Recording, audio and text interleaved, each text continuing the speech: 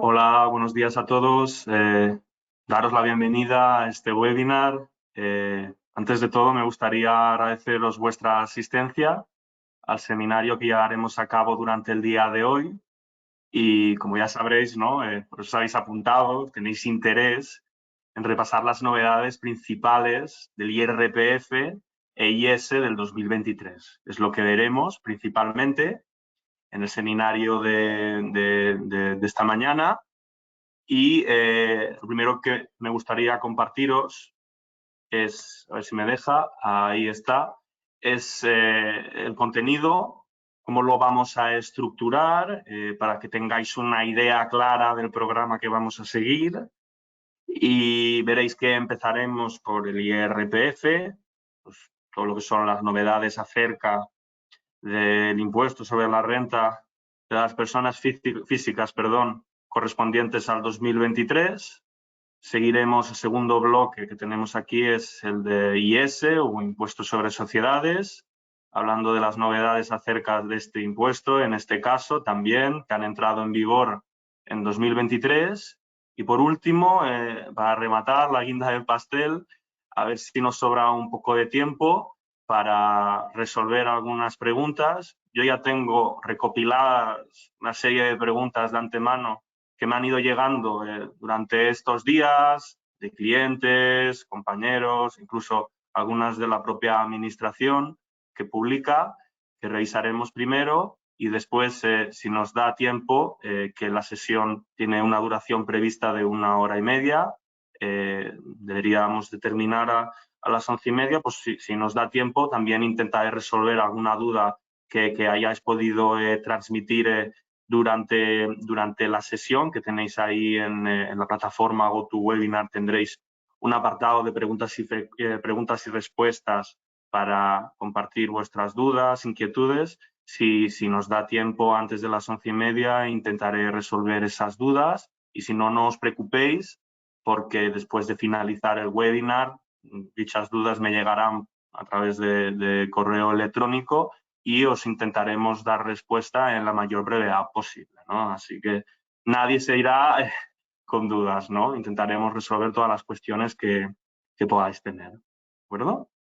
Entonces, una vez, bueno, antes de nada, ¿no? Que me presento, ¿no? Que aquí ya me lanzo y no y voy ya con el IRPF, que me gusta mucho. Yo soy Carlos Calvo, soy asesor fiscal llevo en la empresa, en GESDocument, más de 5 años, ¿no? A cargo y organizando campañas de renta, impuestos sobre sociedades.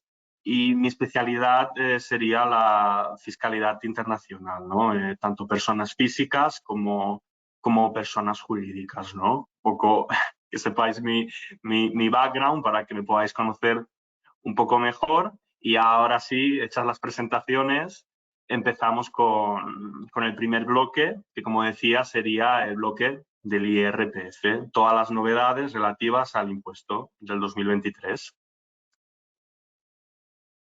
A ver, aquí está. Vale, perfecto. Bueno, lo primero que os traigo aquí son modificaciones en el reglamento, pero bueno, al final, ya sea reglamento o ley, el reglamento lo que hace es desarrollar la normativa, la ley, por consiguiente, nos afectan en los dos textos legales, ¿no? Y al final, a fin de cuentas, son novedades en el IRPF del 2023, que es a lo que hemos venido en esta presentación de hoy.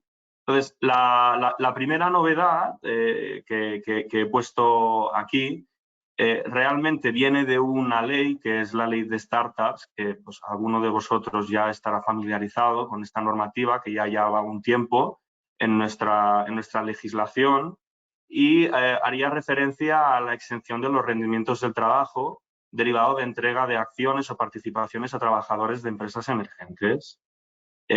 Yo, si soy una empresa y a mis trabajadores, además del salario, les retribuyo con acciones o participaciones mías, hago que mis trabajadores sean socios de mi empresa, eso es un rendimiento del trabajo en especie que se calcula por la diferencia entre el valor de mercado que tienen esos títulos que entrego y lo que me están pagando los trabajadores por estos títulos, si me están pagando algo, ¿no? Porque normalmente son entregas que se hacen con carácter gratuito. Entonces, esa diferencia es lo que el trabajador tendría que imputar como rendimiento del trabajo en especie, porque no estamos hablando de dinero, y había una exención histórica de 12.000 euros que se aplicaba en todos los casos, ¿no? Siempre que se cumpliese una serie de requisitos. Ahora tenemos este nuevo concepto de empresas emergentes gracias a la introducción de este concepto por parte de la ley de startups, que tiene que certificar en ISA. No es algo que yo vengo y digo, mi empresa es emergente y ya pues puedo aplicar todos los incentivos y beneficios que lleva aparejado esta condición. Se tiene que certificar previamente por una entidad certificadora, que en este caso estaríamos hablando de ENISA, y cuando la empresa que ofrece estos títulos, que entrega estos títulos, tiene este carácter de empresa emergente, ya no estaríamos hablando de la exención general, que serían los 12.000 primeros euros anuales por trabajador,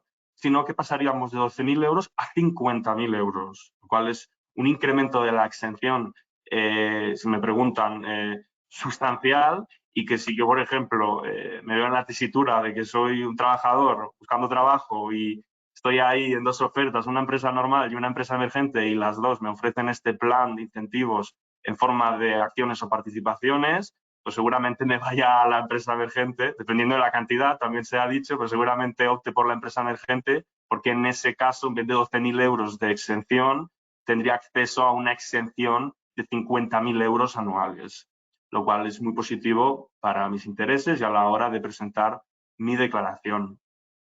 Por otro lado, también tenemos modificaciones en la práctica de la deducción por maternidad y, bueno, ya sabéis que se puede cobrar de forma anticipada esta deducción por maternidad, y lo que se ha hecho en este cambio concretamente es ampliar el abanico de contribuyentes que pueden beneficiarse de esta deducción por maternidad, porque es verdad que antes, bueno, también se le llamaba la deducción de madre trabajadora, ¿no?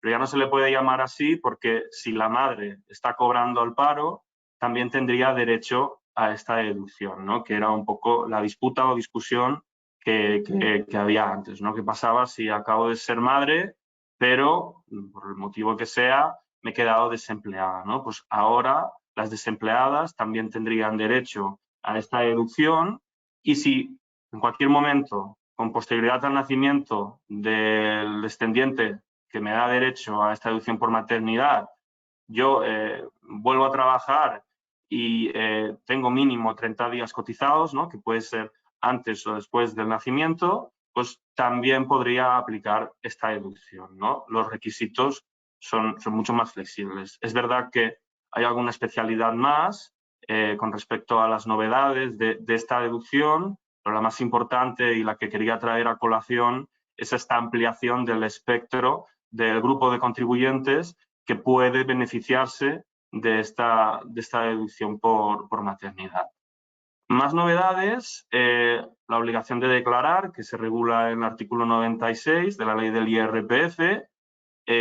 Un poco lo que se ha intentado es tener una normativa del IRPF más moderna, más actualizada al contexto en el que vivimos actualmente, y entonces lo que se ha decidido hacer en el campo de la obligación de declarar es que tú, si tenías dos o más pagadores y entre esos dos o más pagadores la suma de las retribuciones era superior a 1.500 euros, pues el límite estaba en 14.000, ¿no? Si yo percibía unos rendimientos de trabajo inferiores a 14.000 euros, pues podía elegir si hacer la declaración o no. Normalmente pues la hacía solamente si te salía a devolver, ¿no? Que era lo más inteligente.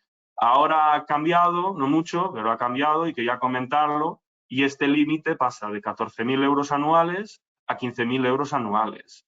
Y una cosa que no he puesto aquí y también es importante destacar es que ahora, si yo en 2023 o en un año anterior me di de alta como autónomo, siempre tengo la obligación, independientemente de que cumpla o no los límites cuantitativos que acabo de mencionar. Si yo soy autónomo, tendré que rendir siempre cuentas ante Hacienda. Bueno, o presentar modelo 100, la declaración de la renta, porque en todo caso estaré obligado.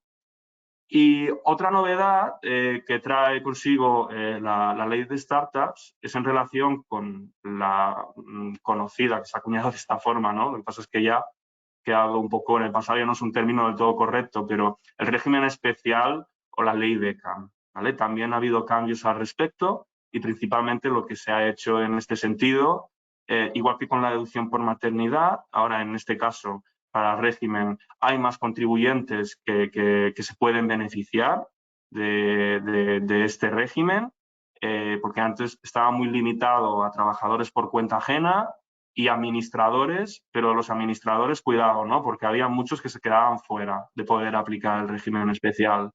Ahora, para los administradores es mucho más flexible y también tenemos alguna figura concreta de autónomo que se puede beneficiar del régimen especial. Antes los autónomos estaban totalmente vetados. Ningún autónomo, si Hacienda descubría que hacías algo como autónomo, te excluía automáticamente de la ley Beckham, del régimen especial. Ahora estos también, en circunstancias muy concretas, podrían beneficiarse de la ley Beckham. Y otro tema interesante a mencionar es que antes del 2023, que es cuando entró en vigor esta modificación normativa, solamente podía beneficiarse el trabajador impatriado, aquella persona que se desplazaba a territorio español pues por motivos de trabajo, que era un requisito indispensable. ¿Y qué pasaba? Que normalmente el trabajador no venía solo, venía con su cónyuge, con sus descendientes, y estos, si adquirían la residencia fiscal española, pues tenían que tributar por el régimen general, no podían tributar por el régimen especial. Ahora también se abre la posibilidad para estos acompañantes al contribuyente principal, al impatriado, a la persona que viene a España por trabajo, para tributar en el régimen especial, también cumpliendo una serie de requisitos, ¿no?, que se contemplan en el artículo 93 de la ley del IRPF. Vamos con más novedades. Esto también es una actualización que se hace bueno, un poco para tener una normativa que sea acorde a la situación que vivimos hoy día, y sería la exención relativa a las asignaciones para gastos de locomoción. Varias empresas, muchas diría yo, pues los trabajadores se tienen que desplazar, tienen que sufragar unos gastos de desplazamiento, de locomoción, y la empresa después les compensa. Esta compensación, en principio, está sujeta a IRPF, pero siempre, o desde hace muchos años, había una exención que era 19 céntimos por kilómetro, ¿no? Ahora esto se ha actualizado y ha pasado de 19 céntimos a 26 céntimos, ¿de acuerdo? Entonces, un poco también tiene sentido y se estaba pidiendo este cambio porque hoy en día moverse no es tan barato como antes, ¿no? Ya solo pensando en los precios que llega la gasolina, pues uno ya se echa las manos a la cabeza pensando cómo es posible que hayamos mantenido esto durante tanto tiempo, ¿no? Y no se haya ido cambiando de forma más periódica, ¿no? Pues, el Ejecutivo, con las presiones que ha recibido, pues se ha visto obligado a hacer este cambio. Y esto también es importante que lo tengan en cuenta las empresas porque les afecta en las obligaciones concernientes a la práctica de las retenciones e ingresos a cuenta. Entonces, los propios certificados que se emiten antes del inicio de la campaña de la renta, que se tiene que detallar los impuestos exentos, pues este cálculo se tiene que hacer correctamente por parte de la empresa, porque si la empresa ya lo hace mal, es muy probable que el trabajador arrastre ese error, ¿no? Por tanto, esto es una lección que tenemos que aprender todos. Vamos con dos nuevas deducciones. Tendríamos la primera deducción, y hay varias en este sentido, ¿no?, que intentan fomentar pues, unas conductas más amigables con el medio ambiente, lo vamos a llamar así, y sería, bueno, la primera es una deducción por la adquisición, por la compra de vehículos eléctricos enchufables y de pila combustibles. Si yo compro uno de estos vehículos, si yo lo he comprado en el 2023, podré aplicar para una única compra una deducción del 15% del valor de adquisición del vehículo eléctrico nuevo. Y cuidado, que, bueno, aquí Hacienda para las deducciones siempre pone una base máxima de la deducción para que no nos emocionemos y nos compremos aquí el coche de más alta gama, que serían 20.000 euros, ¿no? Entonces, si yo me compro un coche que reúne estos requisitos, pero que vale 25.000 euros, pues la deducción será 20.000 euros por el 15%, pero no más. Esos 5.000 pues, son para mí y ya está, no los puedo meter en otro lugar.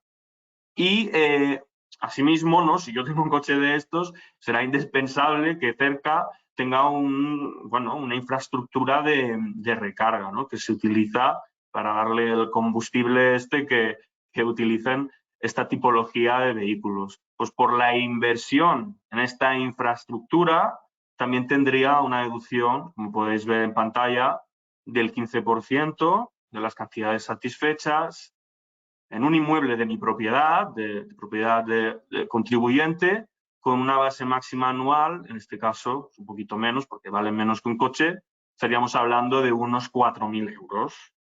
Y abajo importante, ¿no? Esto cuando entró en vigor, 30 de junio de 2023, vehículos eléctricos, y cuidado porque estamos hablando de vehículos eléctricos no afectos a actividades económicas. Entonces, si yo soy autónomo, cuidado, ¿no? Porque como yo use ese coche para actividades económicas, ya entraría fuera del alcance de esta deducción. Vamos con más novedades. Esta no es tanto de la preparación y presentación de la autoliquidación, de la declaración de la renta, pero tiene incidencia, ¿no? En la misma y sería, bueno, tendría relación con la posibilidad de fraccionar el pago del IRPF en dos pagos, en dos plazos, sin pagar ningún tipo de interés o mucho menos recargo, ¿no? Sin pagar ningún tipo de interés.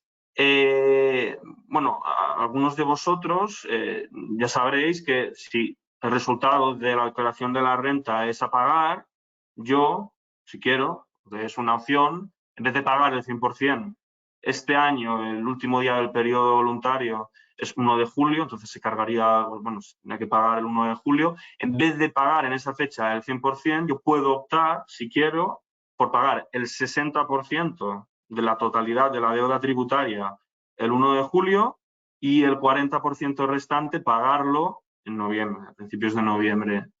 ¿Qué es lo que pasa? Si yo elijo esa opción, yo elijo la opción de fraccionar, pero cuando me tiene que llegar el cargo el 1 de julio, no tengo dinero, por ejemplo, y entonces no se ingresa en plazo el 60%. Pues esto determinará que se inicia el periodo ejecutivo, pero no solo por la parte del 60%. Se iniciará el periodo ejecutivo por el 100% de la deuda del IRPF.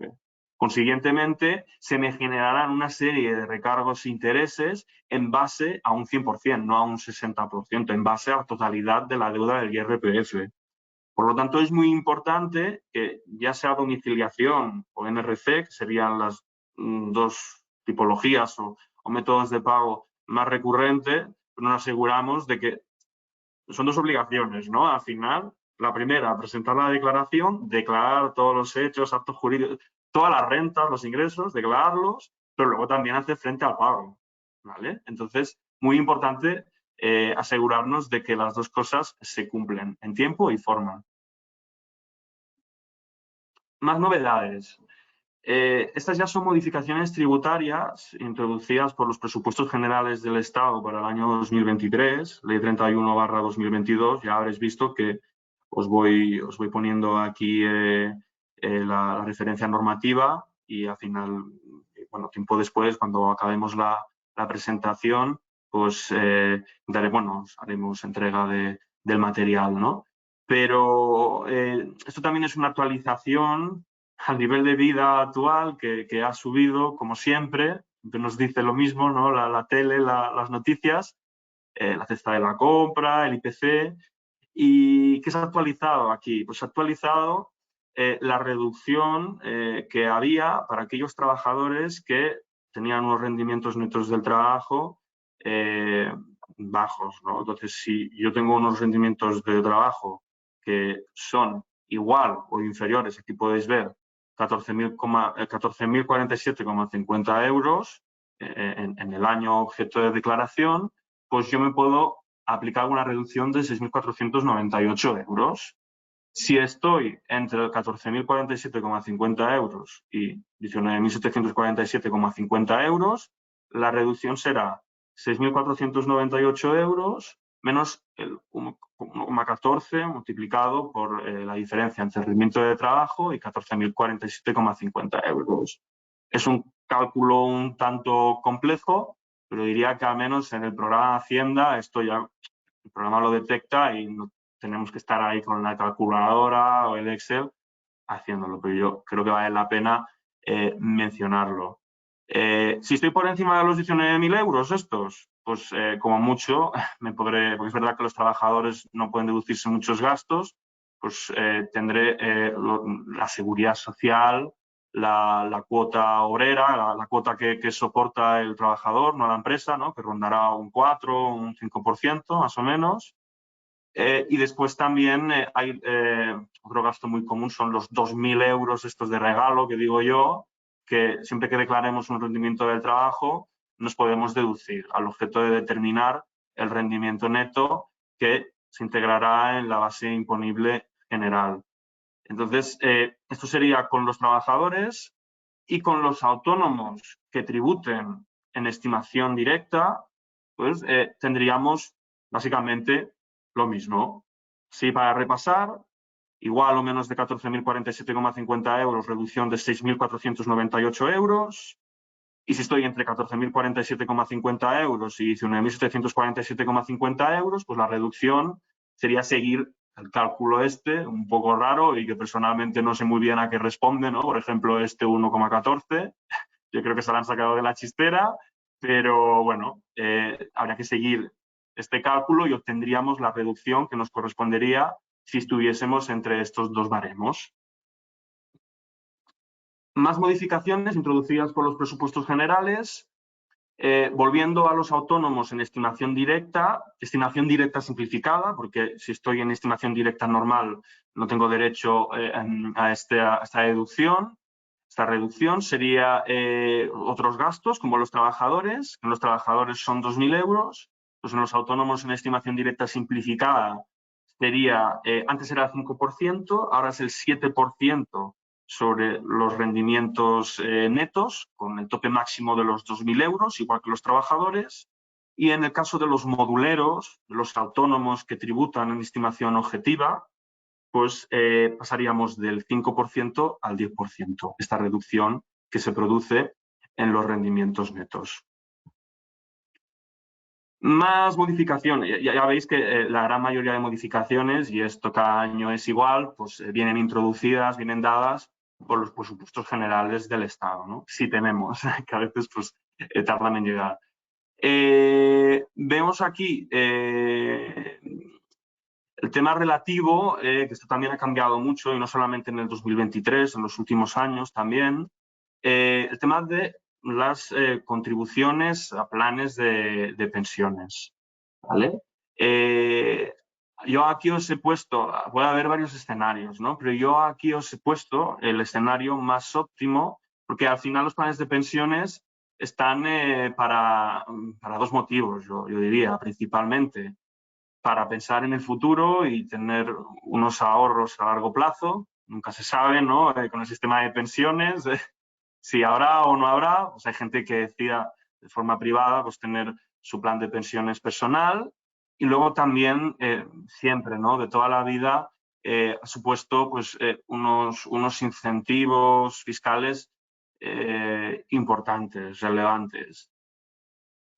Ahora mismo, porque esto puede cambiar, está cambiando constantemente, la reducción máxima que yo me puedo aplicar son 10.000 euros. ¿Y cómo puedo llegar a esta reducción en base imponible de 10.000 euros. Pues aquí veríais el esquema que habría que seguir. Yo, de forma personal e individual, tendría que hacer una aportación de 1.500 euros y después, con la empresa, yo personalmente, de mi dinero, 4.250 euros a plan de pensiones empresarial y la empresa, como retribución flexible, como rendimiento del trabajo en especie, que también tendría que declararlo como tal, no solamente la reducción, también tendría que imputarlo como rendimiento de trabajo en especie, pues estos 4.250 euros. Yo, siguiendo esta fórmula, podría obtener el máximo de reducción, que son estos 10.000 euros anuales. Y es una reducción en base.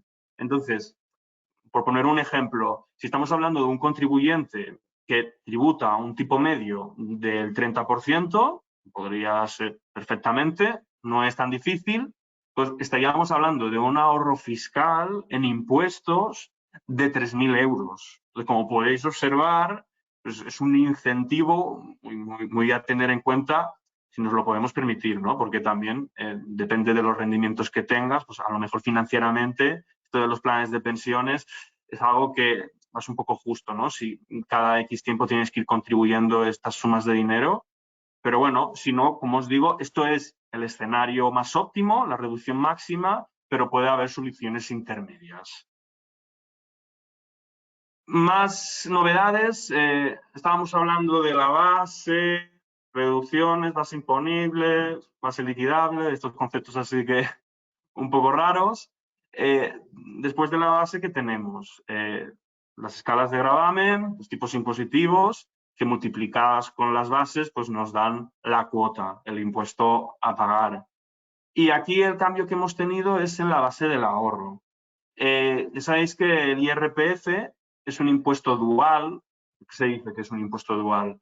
Porque está compuesto de dos bases. Tenemos la base imponible general, donde integramos rendimientos del trabajo, rendimiento de actividades económicas, rentas de alquiler, ciertos rendimientos del capital mobiliario y ganancias y pérdidas patrimoniales que no deriven de una transmisión, ¿no? Como podría serlo las ganancias motivadas por el cobro de un premio, indemnización, que esté sujeta y no exenta a gravamen, a IRPF. Esta sería la primera base. Luego tendríamos una segunda base, que es la base del ahorro y que normalmente es menos onerosa que la primera. Y bueno, normalmente siempre lo es porque aquí veis, bueno, habría que ir caso por caso, pero los tipos, veis que ahora, ¿qué es lo que ha cambiado? Va del 19 al 28, en cambio, en la base general, los tipos, cada base tiene su escala, pues iría un 17, 18 a prácticamente un 50, ¿no? También depende de la comunidad autónoma. Entonces, con respecto a la base del ahorro, los cambios en la escala de gravamen sería, antes teníamos solamente 4 tramos, esto se acababa aquí no ponía 100.000, ponía en adelante, y aquí ponía 26. Ahora pues ha pasado del 26 al 27, ¿no? Y se ha añadido un nuevo tramo que irá al 28%. Entonces, si yo tengo muchos dividendos, esta novedad o intereses o en la base del ahorro, no lo he dicho, pero serían los ingresos financieros, lo que integramos, intereses, dividendos, si especulo y obtengo ganancias patrimoniales derivadas de transmisión, esta sí, aplicaría esta escala de gravamen. Entonces, si yo tengo intereses o dividendos, pero, por ejemplo, tengo 5.000 o tengo 50.000, me movería por estos tramos, ¿no? Realmente, a efectos prácticos, mi situación es la misma.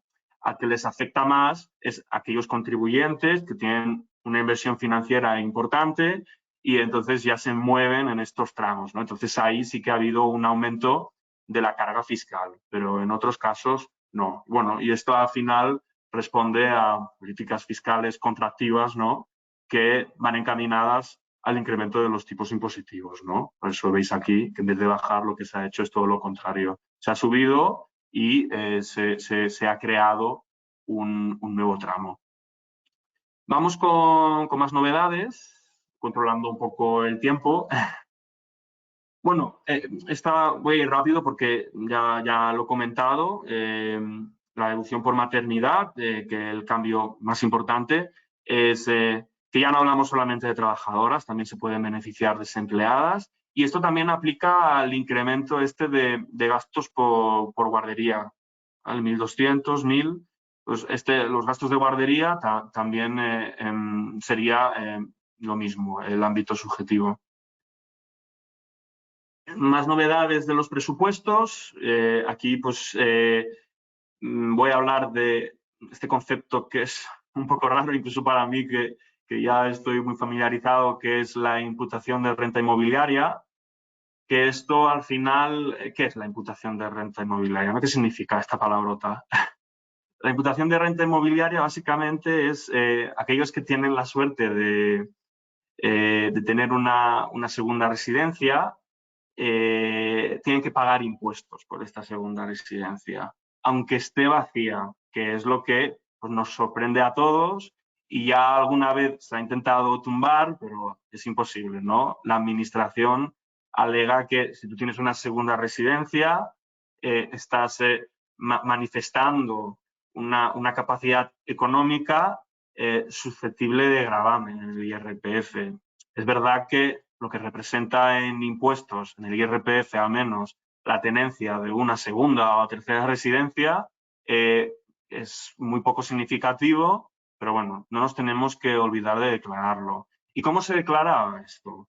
Pues aquí veis como normativa vieja, normativa nueva. Antes de los cambios, lo que se tenía que hacer era coger del mismo recibo del IBI, ¿no? el valor catastral de esta segunda residencia y multiplicarlo por el 1,1%. Y esto era tu base, que a esto luego tenías que aplicarle los tipos propios de la base general, que hemos dicho que iban del 17-18 a casi el 50%, que es progresivo el IRPF. Entonces, yo tenía y podía hacer esto si el valor catastral, que es un valor administrativo que se va revisando y va entrando en vigor, entró en vigor en los últimos 10 años. Si no había entrado en vigor en los últimos 10 años, en vez de un 1,1%, era un 2%. Entonces, claro, eso me perjudica porque es un mayor coeficiente, una mayor base, más impuestos a pagar, más IRPF a pagar. Ahora esto lo han cambiado, entonces es que está como ahí un poco escondido. No sé si lo han hecho así a propósito o qué, supongo que no, que tendrán que hacerlo de esta forma. Está en una disposición al final de la normativa, en vez de ponerlo en el artículo 85 de la ley del IRPF, que es donde se regula todo el tema relacionado con la imputación de renta inmobiliaria.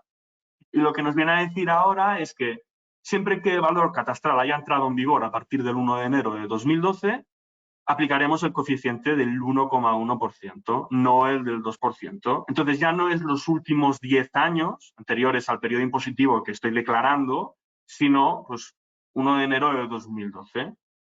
Pues, si ha entrado en vigor a partir de 1 de enero de 2012, da igual que estemos en el 2030, ¿no? Ahí haciendo nuestra renta, la renta del 2030, que si no cambia, podré seguir aplicando hasta que esto cambie el 1,1%. Entonces, esto tenerlo muy en cuenta.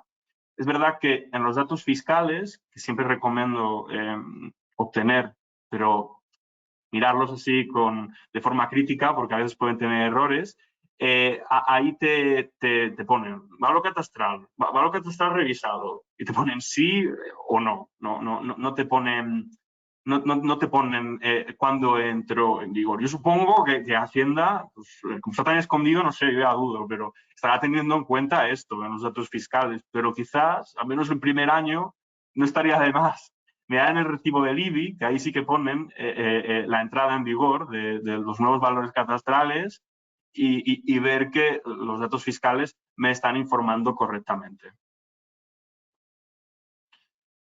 Más novedades, aquí como son casos muy específicos, las menciono solamente y si hay algún caso pues ya se puede analizar, se puede estudiar aparte, pero tenemos deducción por residencia habitual y efectiva en la isla de La Palma.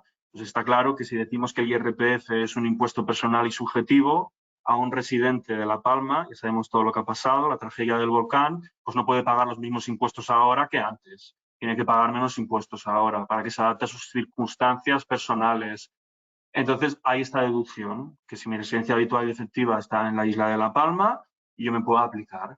Y después también hay un régimen fiscal nuevo de reducciones y otros incentivos de las Islas Baleares que pueden aplicar los autónomos en estimación directa que lleven a cabo sus operaciones en ese territorio, ¿no? Esto está regulado supongo como novedad del IRPF, pero realmente está regulado en la normativa que regula el impuesto sobre sociedades, ¿no? Porque muchas veces es verdad que los autónomos, sobre todo los que están en estimación directa y las sociedades, muchas veces la normativa del IRPF se remite a la normativa del impuesto sobre sociedades para decir cómo tributan los autónomos que están en el régimen de estimación directa. Y diría, si no recuerdo mal, que esta es la última slide relativa al IRPF. Vuelvo a la ley de startups, que me encanta, y después ya vamos con el impuesto sobre sociedades. Aquí como recordatorio, el primer bloque importante de esta ley de startups, ya lo hemos dicho, exención de 50.000 euros anuales, que hay unos requisitos, lo que pasa es que lo tengo en forma de preguntas y respuestas, que es el tercer bloque, ahora lo miraremos. Excepción de 50.000 euros, siempre que sea empresa emergente, importante. Luego, ¿qué pasa si por el cálculo la diferencia entre lo que he pagado yo y el valor de mercado, hay una parte que supera los 50.000 euros? Por ejemplo, pongamos que el rendimiento del trabajo en especie se valora en 60.000 euros por la entrega de estas acciones y participaciones. ¿Qué hago con estos 10.000 euros? Pues esto ya lo veremos también en las preguntas y respuestas que nos han ido llegando, pero no es necesario tributar por este exceso, que no se puede beneficiar de la exención, el mismo año en el que se devenga esta renta. Me permite diferir el pago de impuestos de estos 10.000 euros, ¿no? En el ejemplo que hemos puesto.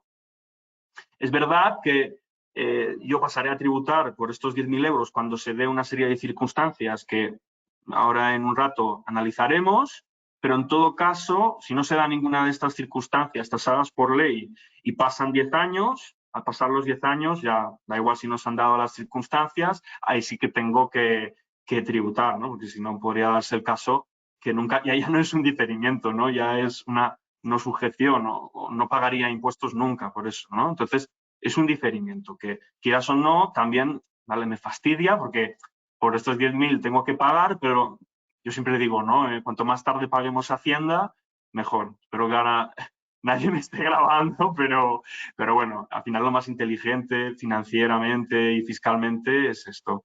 Todo lo que sea pagar, pues hacerlo más tarde, si no supone un pago de intereses ni nada, que sería el caso.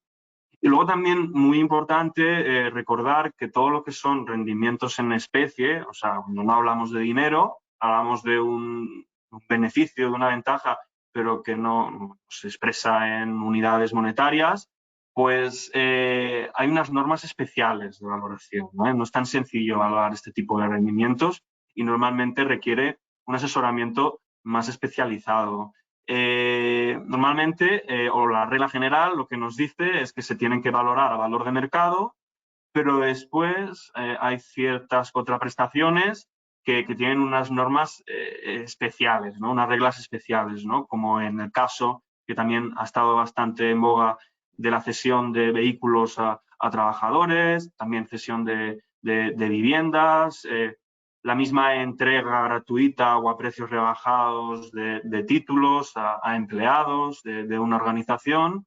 Pues todo esto hay que mirarlo bien, pero de los dos lados, del trabajador, que lo declara en su declaración de la renta, pero después, con anterioridad, por parte de la empresa, que tiene que practicar los correspondientes ingresos a cuenta. Vamos con el segundo punto, que esto sí que no lo he mencionado en las primeras slides, que es la deducción por inversión en startup. Si yo soy fundador o entro después, soy socio de una empresa de estas que ahora se catalogan como empresa emergente y que tiene que estar certificado por ENISA, pues otro incentivo que tengo aquí, que esto es como una mejora de la deducción que teníamos típica de Business Angel, de actividades económicas, estatal, pues tenemos aquí una mejora, ¿no?, de esta deducción. Y lo que me permite es que, creo que antes era 60.000, Ahora la base máxima de la inversión, de la deducción, son 100.000 euros anuales. El porcentaje de deducción también se ha visto incrementado. Antes, bueno, para el resto de empresas que no son empresas emergentes, es un porcentaje inferior al que aplica a las startups, a las empresas emergentes, que es ni más ni menos que un 50%. Y luego también se flexibilizan los requisitos para acceder a este tipo de deducción de Business Angel. Claro, fijaros la magnitud de esta deducción, que si yo invierto 100.000 euros en una startup, cumplo los requisitos, se han flexibilizado, cumplo los requisitos y me aplico dicha deducción y mi autorización tengo suficiente cuota para ello, pues claro, estaríamos hablando de un ahorro en impuestos de, claro, el 50% de 100.000, ¿cuánto es? 50.000. Es una barbaridad la deducción que podríamos aplicar. Es verdad que tengo que tener suficiente cuota, que no todo el mundo podrá, para eso, pero yo creo que merita un estudio, un análisis, este tipo de operaciones, sobre todo si estamos hablando de un perfil de contribuyente que tiene unos elevados rendimientos y tiene pues, unos recursos significativos. Saber que existe y analizarlo si procede y creemos que nos puede beneficiar. Y por último, y ya acabamos con el IRPF, tendríamos la calificación fiscal de este concepto que se conoce como carried interest, que el carried interest sería aquellos... Esto es lo que, bueno, es la remuneración, el premio que perciben los gestores de fondos de inversión, ¿no? Yo soy un gestor de un fondo de inversión, capto unos clientes y a estos clientes les digo que me comprometo a darles una rentabilidad del 10%. Luego resulta que soy un hacha, soy un máquina con mis gestiones y en vez de un 10% tengo un 15%. Pues esta diferencia que me puedo quedar, bueno, según las condiciones, se le llama carried interest. Y lo que ha venido a decir la ley de startups y ha especificado es que, claro, aquí, como hablamos de intereses, lo primero que pensamos es, bueno, pues lo incluyo, lo integro en la base del ahorro. Pues claro, es verdad que son intereses, pero vienen de una actividad laboral, y entonces lo que se ha venido a aclarar con esta ley de startups es que estos carried interest tienen que computar en la autoliquidación, en la declaración, como rendimientos del trabajo. ¿De acuerdo? Se tiene que hacer declarar y hacer de esta manera. Entonces, claro, es verdad que los rendimientos del trabajo ya hemos dicho que van en la base general, los tipos son más altos, pero lo bueno es que al pasarlo a rendimientos del trabajo también me dejan aplicar una reducción del 50%. Entonces, si estos carried interest son de 2.000 euros, pues yo solo tendría que integrar 1.000 euros. Entonces, vale, los tipos son más altos, pero bueno, tengo esta reducción que en otro tipo de rendimiento del trabajo no tendría. Y ya vamos con el impuesto sobre sociedades. Y aquí en el impuesto sobre sociedades, como pasa normalmente, no hay tantas novedades, pero bueno, las pocas que hay, las que yo creo que son interesantes, pues también me gustaría aprovechar la ocasión para comentarlas, ¿no? Y de cara a la confección y presentación, en este caso, del modelo 200, correspondiente al ejercicio 2023, tenerlas en cuenta.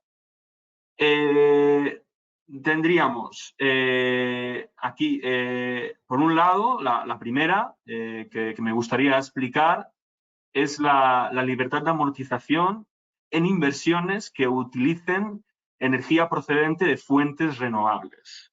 ¿De acuerdo? Entonces, lo primero que hay que tener en cuenta en estos casos es que, bueno, estemos ante este tipo de activos que utilizan energía procedente de fuentes renovables. Si yo he invertido en 2023 en estos activos, pues puedo tener derecho a este incentivo.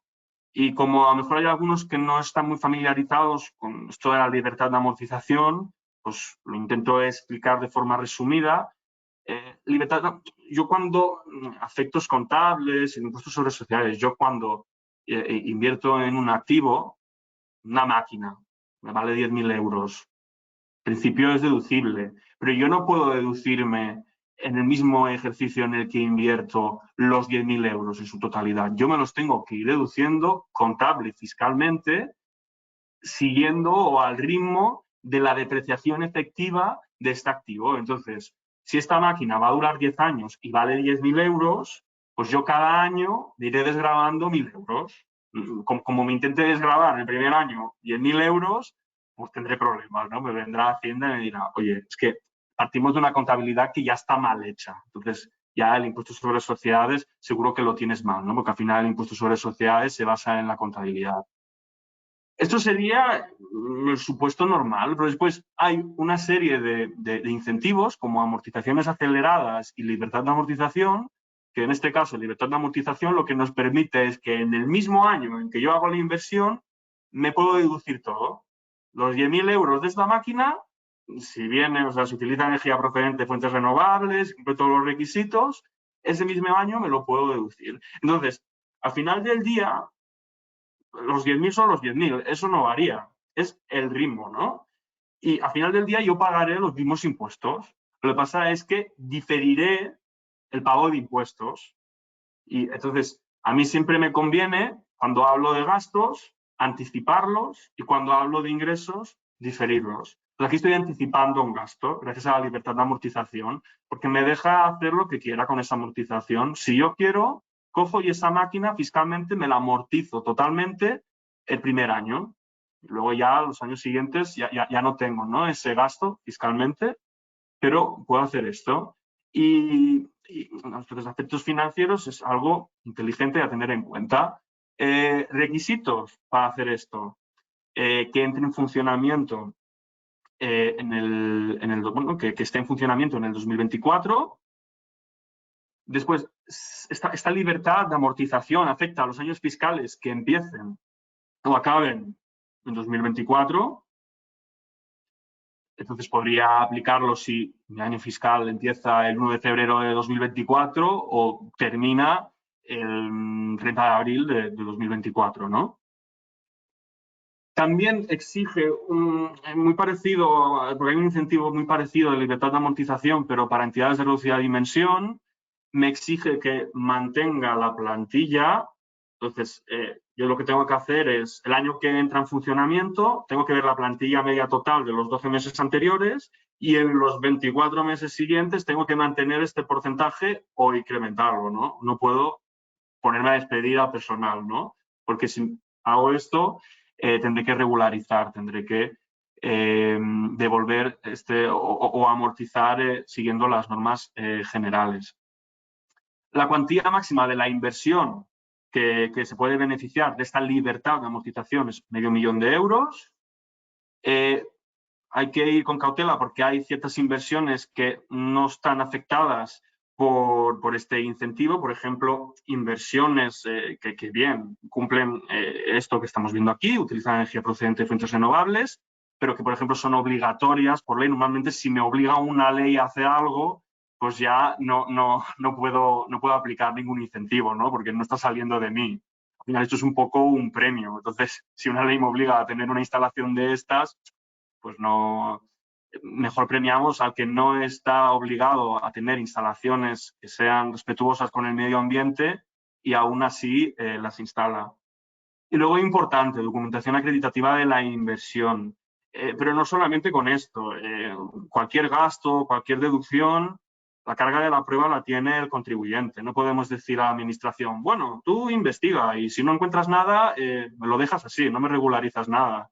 Cuando hablamos de deducciones, reducciones, incentivos, bonificaciones, llámalo X, la carga de la prueba no la tiene la administración, la tiene el contribuyente. Por tanto, en este caso y en cualquier caso que nos beneficie, muy importante tenerla documental apropiada para, en caso de una auditoría fiscal, poder demostrar ante Hacienda que se cumplen todos los requisitos y que no nos hagan una paralela eliminando el beneficio fiscal. Más modificaciones, también muy ligadas con el medio ambiente y esto al final está en paralelo con el IRPF. Ya os sonará porque esto, CCV, CCHV, ¿qué es esto, Carlos? ¿No? ¿Qué nos estás? Estos son modelos de vehículos enchufables. Entonces, igual que el IRPF, si yo he adquirido uno de estos vehículos eléctricos, y en este caso acepto esas actividades económicas, y entran en funcionamiento en los años fiscales que inician 2023, 2024, 2025, aquí no es libertad de amortización, pero tengo una amortización acelerada, que, bueno, sería normalmente, si no hay ningún incentivo aplicable, yo tengo que amortizar según unas tablas, que por ejemplo dicen que con los vehículos, pues el coeficiente máximo de amortización fiscal que me puedo aduar anualmente, son, no sé, un 25% o un 20%. Pues si tengo amortización acelerada, yo fiscalmente puedo exceder estos límites, que pues si a alguien le interesa, está en el artículo 12 de la Ley del Impuesto sobre Sociedades, y en vez de un 20 o un 25 que me marcan las tablas oficiales, hacer un 40 o un 50%. Anticipo el gasto, difiero el pago del impuesto, lo estoy haciendo bien, ¿vale? Y lo mismo que pasa en el IRPF, que no solamente los vehículos, también las infraestructuras de recarga de vehículos eléctricos, pues aquí igual. En IRPF son deducciones, aquí son aceleramientos de la amortización. Cojo el coeficiente de amortización lineal máximo previsto en las tablas oficiales de administración y lo puedo multiplicar por 2. Importante, como decíamos antes, tener toda la documentación técnica preceptiva y certificado de instalación eléctrica. Y si esta es la última, creo ya, de novedades del impuesto sobre sociedades, y creo que me he dejado como la más importante para el final, también introducida por los presupuestos generales del Estado para el año 2023. Y esto sí que aquí hay que estar atentos, porque esto yo creo que puede afectar a muchas empresas, ¿no? Sobre todo teniendo en cuenta que tejido empresarial aquí en España está formado principalmente por pequeñas y medianas empresas, ¿no? Y esto es una reducción del tipo de gravamen. Sabemos que el tipo general en el impuesto sobre sociedades, en IRPF es progresivo, aquí es proporcional, siendo el tipo general del 25%, pues nosotros en vez de un 25%, que es como estábamos tributando en los años anteriores, podríamos llegar a tributar solamente al 23%, bueno, diferencia de 2 puntos básicos, no me voy a quejar, si la facturación, el importe neto de la cifra de negocios del año anterior, es inferior a 1 millón de euros, ¿no? Si somos una microempresa que nunca ha llegado y, bueno, el año anterior no llegó a este umbral del 1 millón de euros en facturación, podría beneficiarme del tipo de gravamen del 23%.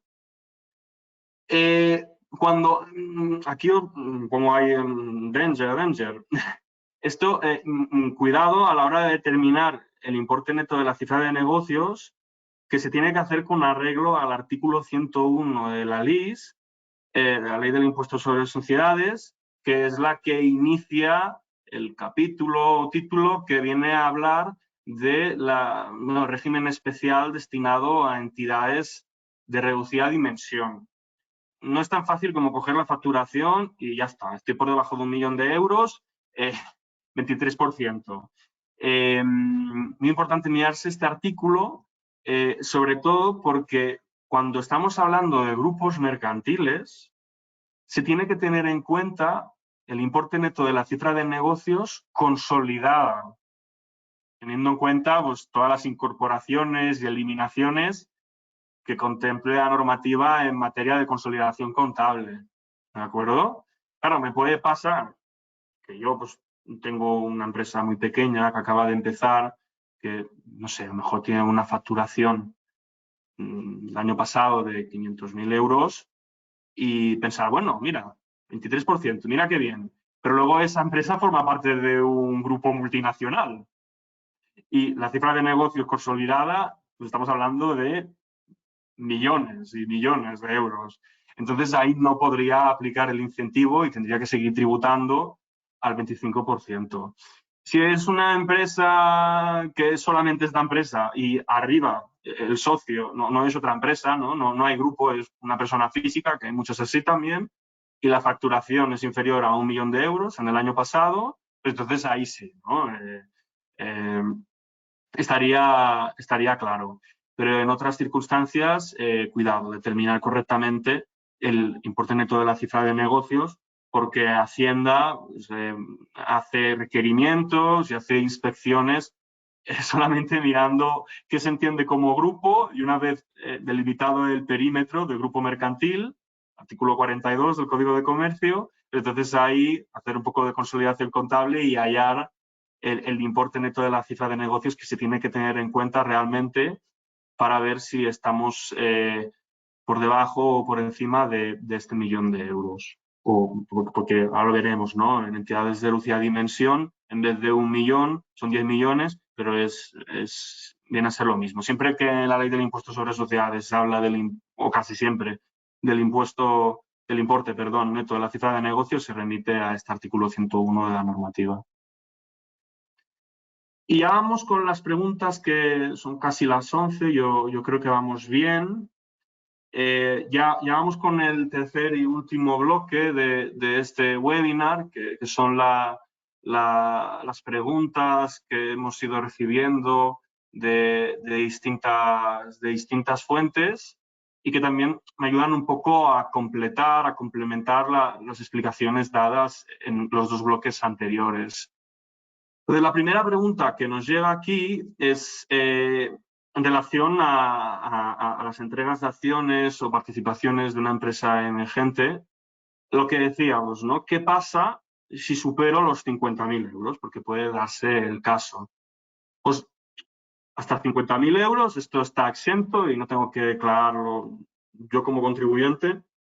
Eso no lo declaro en ningún sitio. ¿Qué pasa con el exceso?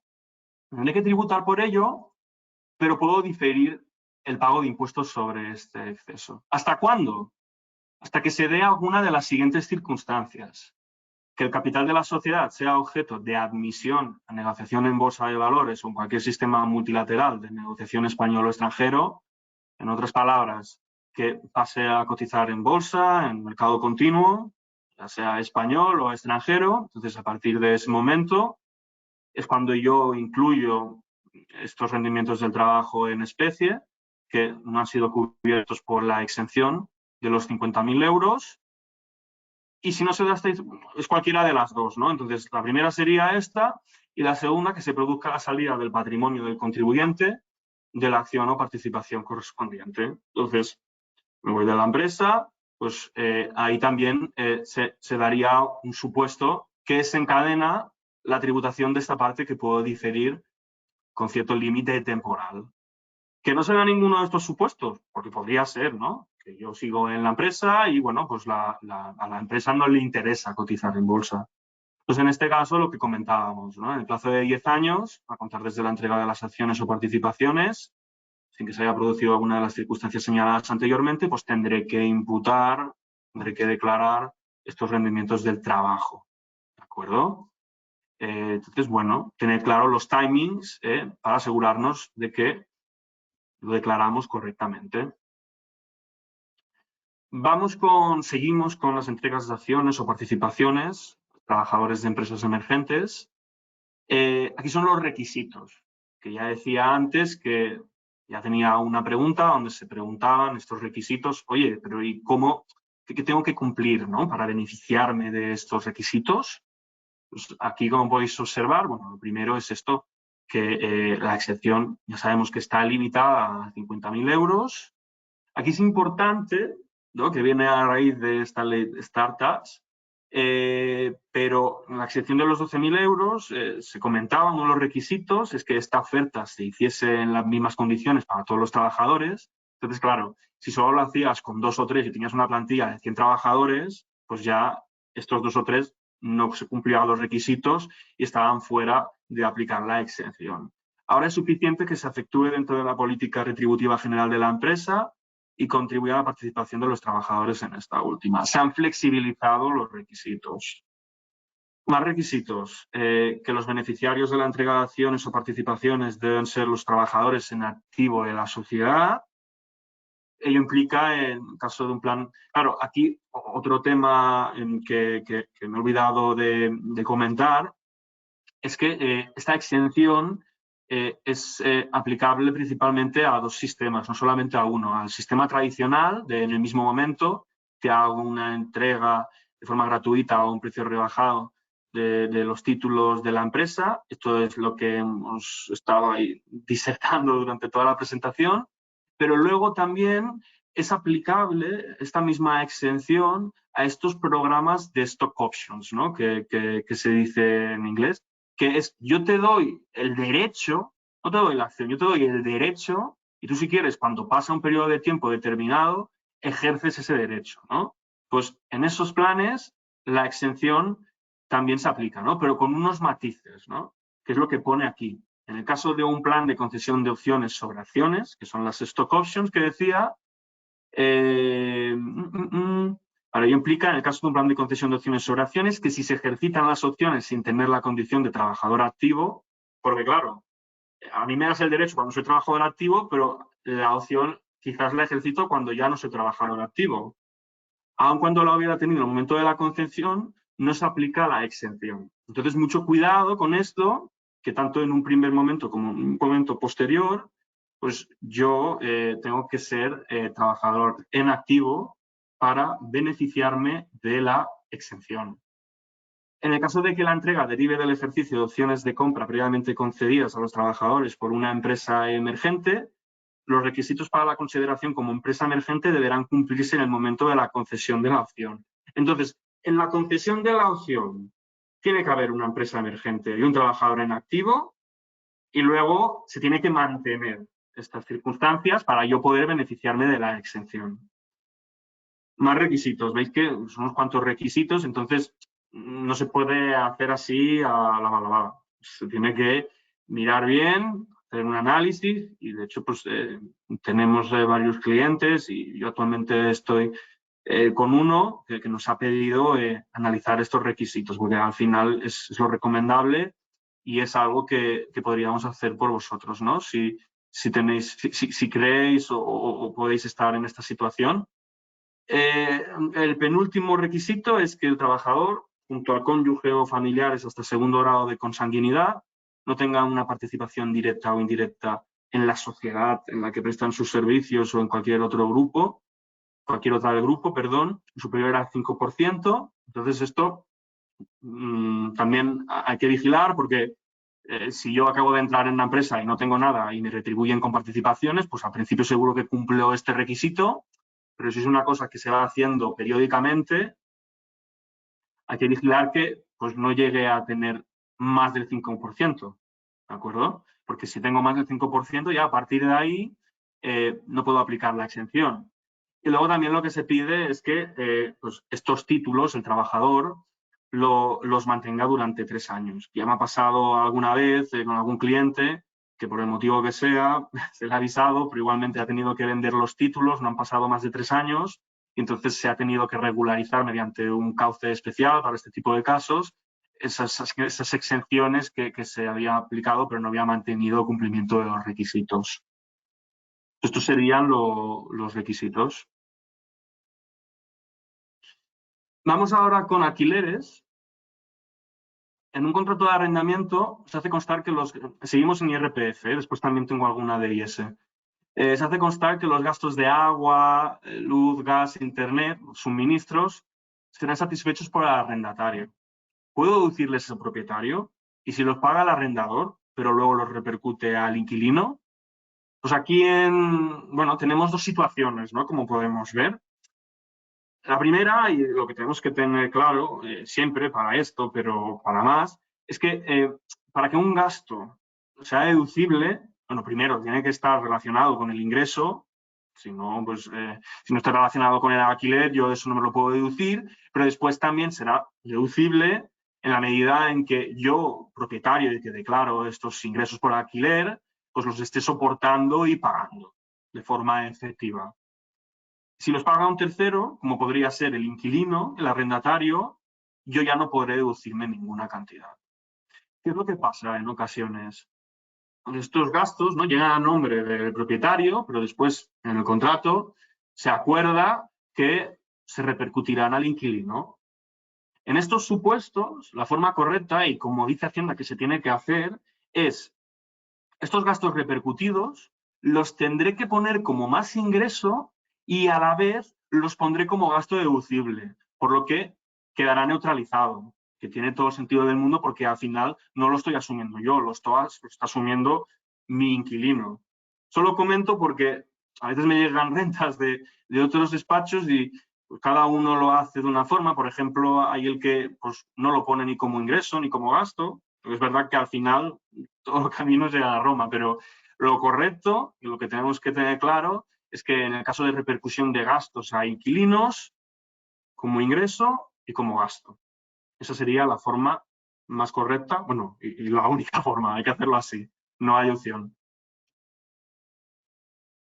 Seguimos con IRPF y ahora toca hablar de esto del kit digital, la subvención, que nos vino un caso de que nos preguntó el importe de 3.000 euros, bueno, yo durante el año pasado pues me llegaron, como tenemos un servicio que controlamos y gestionamos las notificaciones de nuestros clientes para asegurarnos de que no haya ningún problema de pasar por desapercibido una notificación o lo que sea, pues me llegaban muchas, ¿no? Estas relativas al kit digital. Yo creo que es una medida que ha tenido bastante éxito. Pero claro, ahora un año después, todos estos clientes se preguntan, ¿esto lo tengo que declarar en algún sitio? ¿No? Aquí era una persona física autónomo. Nos dice que pues, se utiliza parcialmente para la implantación de la página web y la facturación electrónica, cobrando unos 2.000 euros. Esta subvención, que habrá muchos casos así, ¿cómo se declara? O sea, se declara, tengo que pagar impuestos, y si hay que pagar impuestos, ¿en qué ejercicio se declara? Bueno, aquí primero os hemos puesto una explicación de lo que es esto del kit digital para si alguno no estaba muy enterado. Pero bueno, como hicieron tanta publicidad, yo supongo que la mayoría sabéis que pues, bueno, era un incentivo, una subvención para implantación de soluciones digitales, un poco digitalizar los sectores, sobre todo bueno, enfocado a pequeñas empresas, microempresas y trabajadores autónomos. Entonces, claro, aquí mirando en consultas de Hacienda, pues lo que hemos visto es que lo que se dice es que como tiene por objeto el fomento de la actividad del autónomo, pues Hacienda dice que tiene calificación de rendimientos de actividades económicas, como si fuese un cliente más del autónomo, se pone como un ingreso, sin que se contemple ninguna exención. Claro, aquí la gente lo que se preguntaba es, bueno, como muchas veces en caso de subvenciones, indemnizaciones, hay exenciones o no sujeciones, pues se preguntaban aquí también, por eso hacían la consulta a Hacienda, no solamente a nosotros. Y claro, yo lo que pensaba es, bueno, cuando me lo preguntaron en su día, hace ya tiempo, y aún no había como nada oficial, pues yo pensaba, mira, si en la ley del IRPF no se dice nada en el artículo 7 que te habla de exenciones o en otro artículo, ya sea no sujeción o exención, pues por defecto se tiene que declarar, ¿no? Y efectivamente, luego, meses más tarde, Hacienda ratificó esas conclusiones que estábamos dando. Entonces, tenemos claro que hay que declararlo. ¿Cuándo hay que declararlo? Imputación temporal. Cuando hablamos de subvenciones, y no solamente este tipo de subvenciones, cualquier tipo de subvención, hay que distinguir entre dos tipos de subvención, ¿no? Las subvenciones corrientes o de explotación, y después tendríamos las subvenciones de capital. Si nosotros hablamos de una subvención de explotación, que al final son subvenciones para financiar situaciones deficitarias, gastos, pues esto será un ingreso del ejercicio y se imputará en su totalidad en el ejercicio de percepción. Por el contrario, si son subvenciones condicionadas o que se utilizan para invertir en inmovilizado, ese ingreso se tendrá que dar al mismo ritmo que la amortización, es decir, en función de la vida útil del activo. Entonces, si a mí me han dado 2.000 euros y lo uso para comprar un inmovilizado que tiene una vida útil de 2.000 euros, el primer año me imputaré solamente 1.000 euros y el segundo los 1.000 euros restantes. Lo voy haciendo en función de la vida útil del activo. En el caso del kit digital, como al final estamos hablando de intangibles, que son inversiones, son activos que se tienen que activar, valga la redundancia, y amortización, pues se hará esta imputación gradual que vemos en este segundo supuesto, en las subvenciones de capital.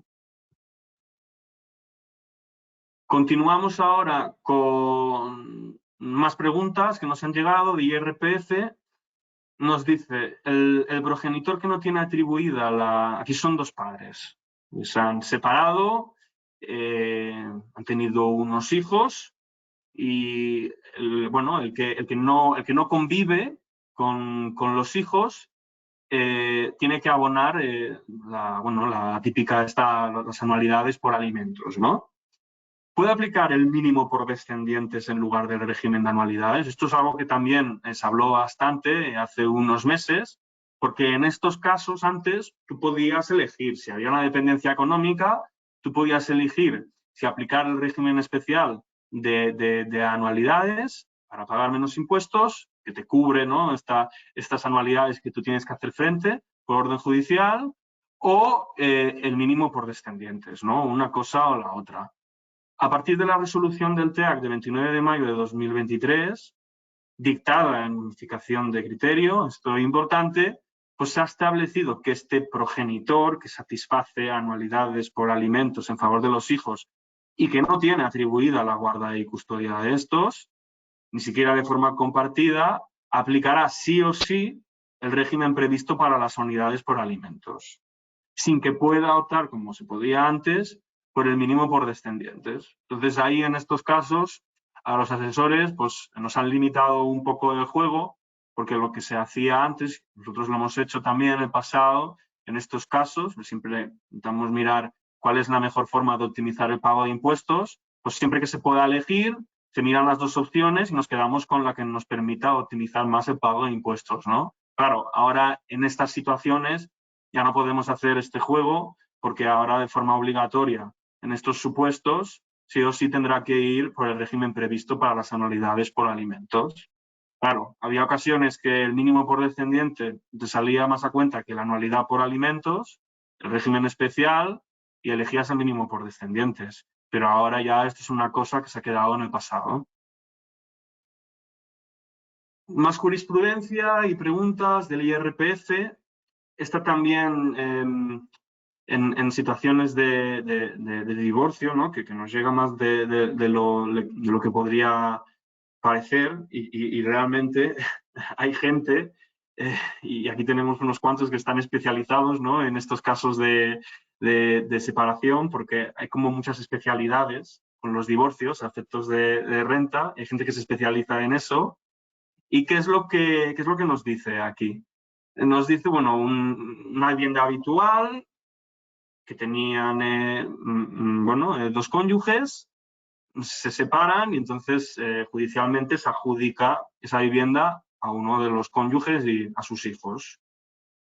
En caso de que posteriormente se venda esa vivienda, el cónyuge que no reside, el que se ha tenido que ir, nos preguntó, que además ni había vivido en lo mismo en los 2 años anteriores, ya no era su vivienda habitual, nos preguntó si podía acogerse a la exención por reinversión por la ganancia patrimonial que obtiene. En la ley del IRPF hay una exención que si yo he estado viviendo, pues esto en los últimos, bueno, es mi vivienda habitual y yo esa vivienda habitual decido transmitirla y con el dinero que obtengo lo invierto en lo que va a ser mi nueva vivienda habitual para favorecer pues, estos cambios de domicilio. Al tratarse de vivienda habitual, hay una exención de la ganancia patrimonial que se pueda derivar de la transmisión de lo que fue mi vivienda habitual. Claro, aquí, al no tener la vivienda, claro, no había vivido en la misma en los 2 años anteriores. Aquí el contribuyente se preguntaba, ¿puedo seguir beneficiándome de la exención? Como podéis ver, aquí se explica un poco, es preciso, entre otros requisitos, que la vivienda transmitida constituya la vivienda habitual del contribuyente en ese momento o hubiera tenido tal consideración hasta cualquier día de los 2 años anteriores a la fecha de transmisión. Aquí, bueno, esto llegó al Tribunal Supremo y en su sentencia 553/2023 de 5 de mayo fijó el siguiente criterio, que es positivo para los intereses de estos contribuyentes. Y el criterio es el siguiente. En las situaciones de separación, divorcio o nulidad del matrimonio que hubieran determinado el cese de la ocupación efectiva como vivienda habitual para el cónyuge que ha de abandonar el domicilio habitual por tales causas, el requisito de ocupación efectiva de la vivienda habitual en el momento de la transmisión o en cualquier día de los 2 años anteriores a la misma se entenderá cumplido cuando tal situación concurra en el cónyuge que permaneció en la misma. Entonces, si mi expareja ha podido beneficiarse de esta exención, aunque yo no cumpla técnicamente este requisito, también podría aplicar dicha exención. Por eso digo que es un criterio positivo, está bien, ¿no? Por una vez, y a tener muy en cuenta en estos casos, porque claro, estamos hablando de ganancias patrimoniales que a veces, si es un inmueble, una vivienda que has comprado hace muchos años, la ganancia patrimonial, con todo lo que ha subido, es sustancial. Entonces, saber que en estos casos también podríamos aplicar dicha exención. Más consultas de IRPF. Una vez presentada la declaración, ¿puede modificarse la opción de individual o conjunta o viceversa?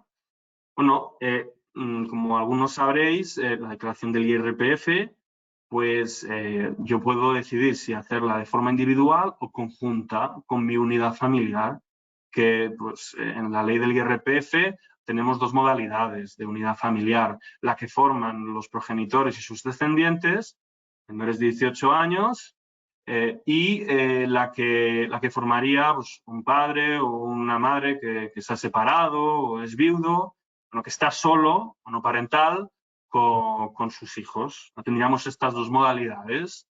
Yo, si elijo una opción, después puedo cambiar. Pues aquí ya lo hablábamos un poco antes, en los bloques anteriores, pero siempre que nos digan opción, o en el 99% de los casos, las opciones se tienen que ejercitar y modificar dentro del periodo voluntario. Entonces, si yo ahora he presentado el IRPF del 2023, he puesto individual y me doy cuenta que me sale más a cuenta hacer conjunta, yo aún estoy en plazo para cambiar esa modalidad y pasar de individual a conjunta. Tendría hasta el 1 de julio. Sin embargo, para el IRPF del 2022, si tengo el mismo problema, ahí ya lo siento, pero fuera de plazo tú no puedes cambiar y pasar de individual a conjunta o viceversa.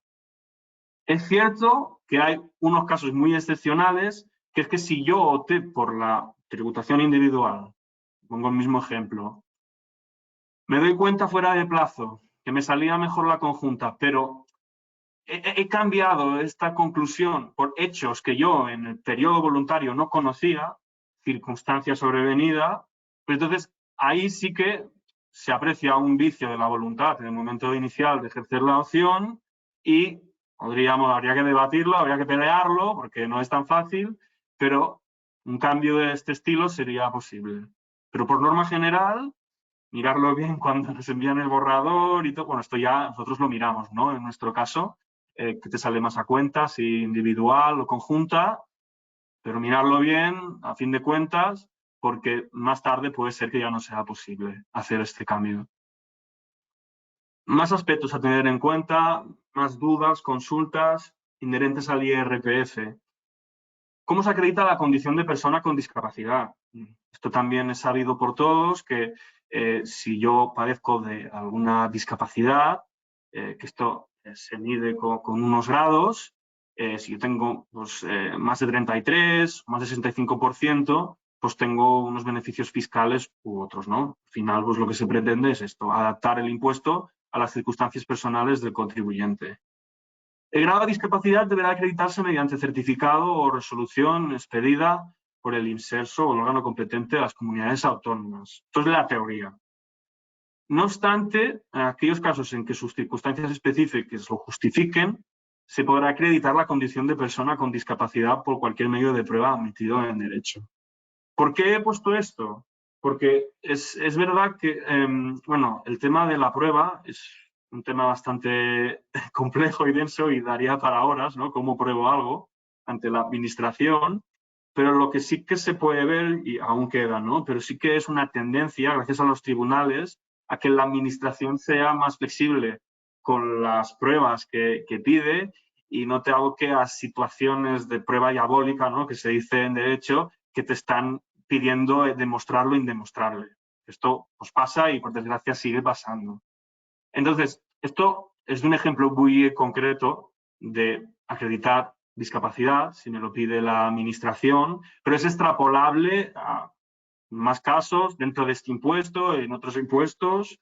Entonces, esto siempre sí que recomiendo en estos casos mirarlo con un asesor porque son temas un poco más complejos, pero sí que los medios de prueba no pueden pedirnos de todo o pedirnos cosas que es muy difícil, porque los tribunales, lo que han dicho en numerosas ocasiones, es que la prueba tiene que ser suficiente o bastante. Si es suficiente o bastante, ya tendría que ser válida y la administración tendría que aceptarla. Entonces, mucho cuidado con esto, que a veces la administración pide de más y al final yo quiero pensar, tanto la administración como nosotros, estamos como al mismo nivel, ¿no? Y arriba está la ley y los dos tienen que respetarla.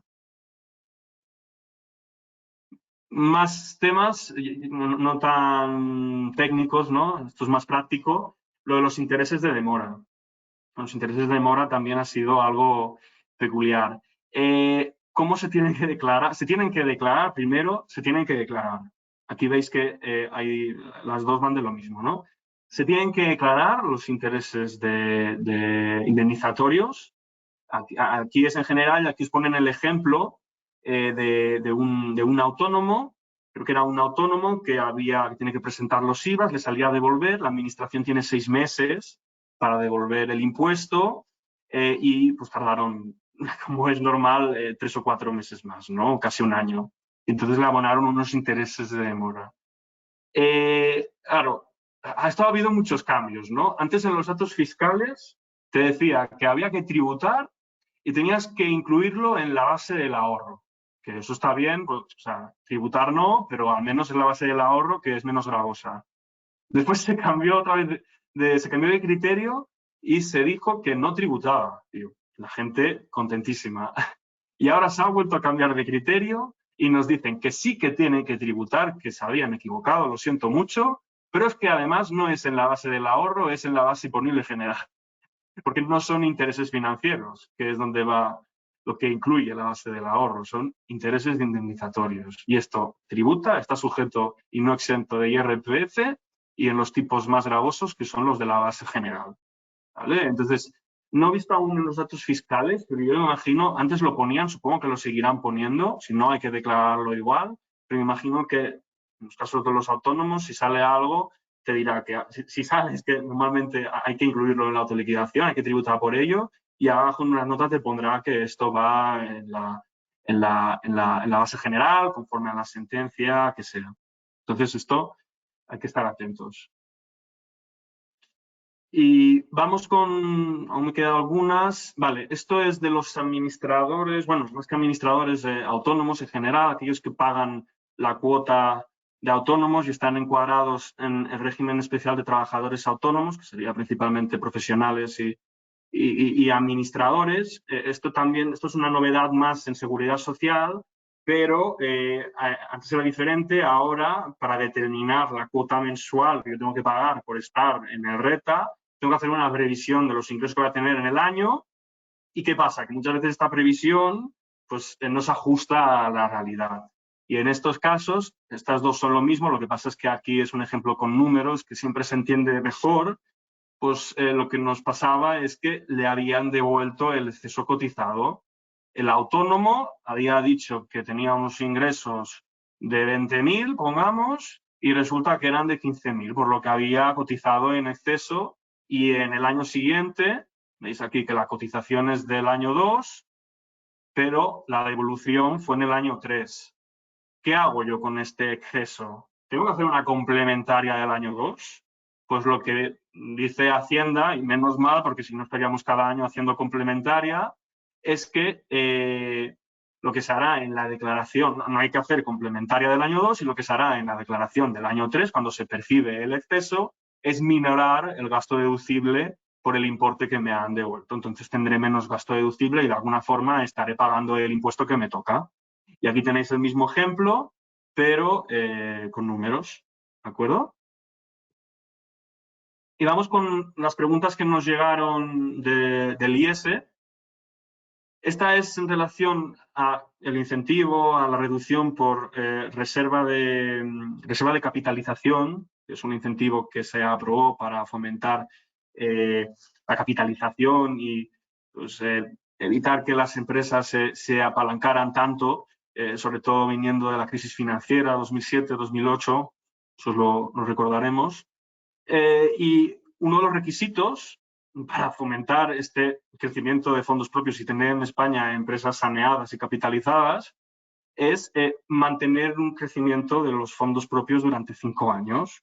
Y aquí la duda que nos llega es, oye, yo siempre que tengo pues, beneficios, yo capitalizo, ni endeudo, ni reparto dividendos, yo siempre intento tirar de lo que tengo ahorrado, pero he tenido un error contable. Y este error contable me hace disminuir mis fondos propios y entonces incumplo el requisito. ¿Tengo que tenerlo en cuenta? Pues aquí, como podéis ver, Hacienda, esto también vemos que había consultas al respecto, pues dice que estos cargos a reservas, porque cuando haces errores en contabilidad los tienes que corregir contra reservas voluntarias, ¿no? Entonces disminuyes el saldo en ocasiones. Pues esto, ¿no? El cargo de reserva efectuado por la entidad motivado por la aplicación de lo dispuesto para los errores contables a la norma del registro de valoración 22 supondrá un menor importe de los fondos propios. Es verdad que yo esta partida la puedo compensar con crecimientos de otras partidas dentro de los fondos propios, por lo tanto yo lo que tengo en cuenta no es partida por partida, sino el crecimiento global, pero sí que hay que tenerlo en cuenta, ¿no? Entonces, hay que vigilar con estos errores en la medida de lo posible, intentar evitarlos. Y luego tenemos los tipos que graban las empresas emergentes, que esto también es novedad, y tened en cuenta que las empresas emergentes van a ir, las startups que certifica el ENISA, en el impuesto sobre sociedades tienen un tipo del 15%, en vez del tipo general del 25%, pero esto es transitorio.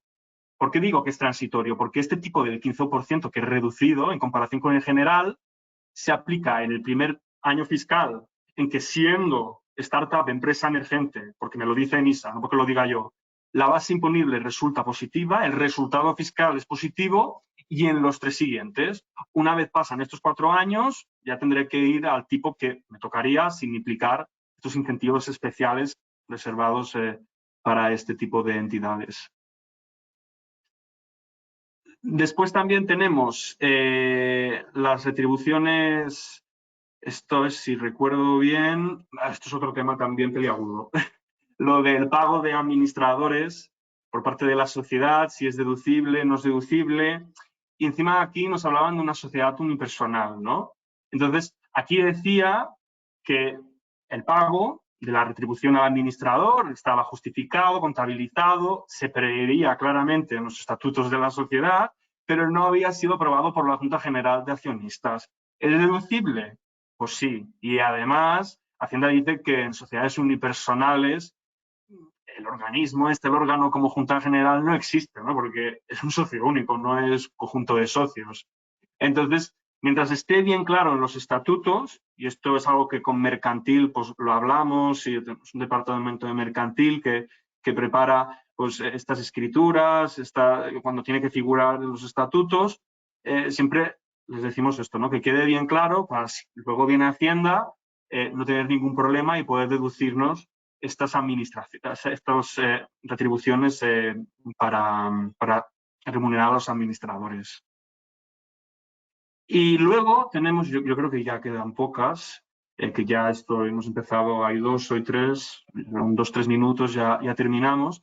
Luego hay otro caso que veis aquí, tipo de 15% en el impuesto sobre sociedades, pero ya no es startups, es entidades de nueva creación. Cualquier entidad de nueva creación que no forme parte de un grupo mercantil, es decir, que el socio pues, sean personas físicas, puede beneficiarse de forma transitoria de un tipo reducido del 15%. Pero esto es el primer año que tenga una base imponible positiva y el siguiente. Entonces, aquí la duda es, cuando dice el siguiente, ¿es el siguiente con un resultado positivo o el siguiente sea un resultado positivo o negativo? Por la interpretación de Hacienda sería la segunda.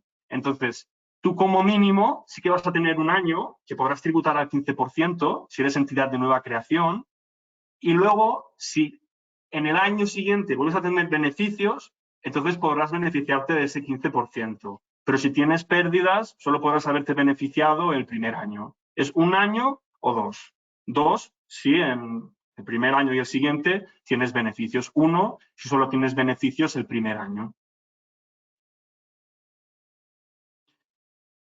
Luego, respecto esto es una relativa a las dotaciones por deterioro, provisiones. Aquí también hay que vigilar, porque por prudencia contable hay que contabilizar cualquier gasto, ya, aunque no sea seguro, que sea solamente probable, pero fiscalmente es al revés, ¿no?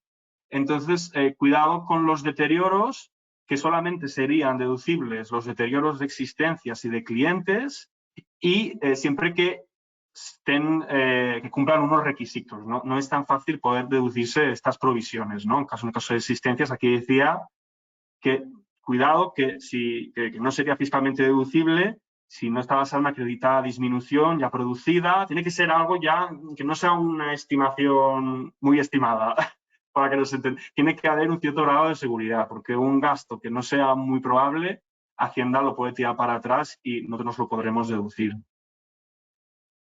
Y por último, yo creo que esta es la última, otra consulta que nos llegó relativa a la opción, las entidades en régimen entidades de reducida dimensión, como decía, pueden optar, si cumplen los requisitos, para ser consideradas como tal por la libertad de amortización y amortización acelerada, pero esto es una cosa que se tiene que hacer en plazo, porque es una opción. No es como las bases imponibles negativas, que es un derecho, que eso también se habló bastante en su día. Es una opción. Entonces, yo en julio, en plazo, pues yo elijo y puedo modificar incluso si opto o no por estos incentivos, pero ya más tarde no se podría. Y por último, estas serían todas las cuestiones que nos han ido llegando de distintas fuentes, y tengo que correr un poco al final, pero me ha dado tiempo a resolver. Y ya para terminar, nada, así comentaros brevemente por si estuvieseis interesados o necesitáis ayuda después de os habéis quedado con dudas, que es muy probable porque al final es un tema complejo, un poco una carta de presentación, ¿no? de lo que hacemos desde GESDocument. Aquí podéis ver que todo lo que sean ahora, ¿no? Que hay muchísimo trabajo y se agradece. Preparación y presentación del impuesto de la renta de las personas físicas, ya sea régimen general o especial, la ley Beckham. Esto podemos echar ahí un cable si lo necesitáis. También, no he hablado de él, pero aquí en España, a diferencia de muchos otros países, aún seguimos teniendo un impuesto tan arcaico como el impuesto del patrimonio, y ahora encima también el de grandes fortunas, que lo han declarado constitucional no hace mucho. Entonces, también si precisáis ayuda con estas obligaciones, desde GESDocument prestamos estos servicios. Y luego ya esto más a nivel de persona jurídica, pues, asesoramiento contable para la preparación del cierre contable del ejercicio, así como confección, presentación de cuentas anuales y los libros contables. Y finalmente también quería hablaros, para que os suene, y si en algún momento necesitáis ayuda, aquí estamos, asesoramiento fiscal para el impuesto sobre sociedades, ¿no? Que incluye el cálculo, preparación y presentación de las declaraciones, ¿no? Modelo 200 y otros anexos que pueda haber. Entonces, sin más, aquí sería para las preguntas que han ido llegando por el chat, pero lamentándolo mucho, ya estamos pasando casi 5 minutos la hora prevista. Entonces, como decía al principio, no os preocupéis, estas preguntas no se van a perder, ni mucho menos. Las vamos a recopilar todas y en la mayor brevedad posible se os contestará vía correo electrónico. Y, como decía, pues intentará aclarar todas las cuestiones que hayan podido surgir en la duración de este webinar. Entonces, sin más, me despido aquí, sin antes pues, agradecer una vez más vuestra asistencia a webinar, ¿no? Que significa mucho para nosotros. Esperemos poder colaborar con vosotros ahora, en un futuro, y también agradecer a mis compañeros en equipo fiscal y también en marketing que me han estado ayudando y que sin ellos pues esto no sería posible. Muchas gracias a todos.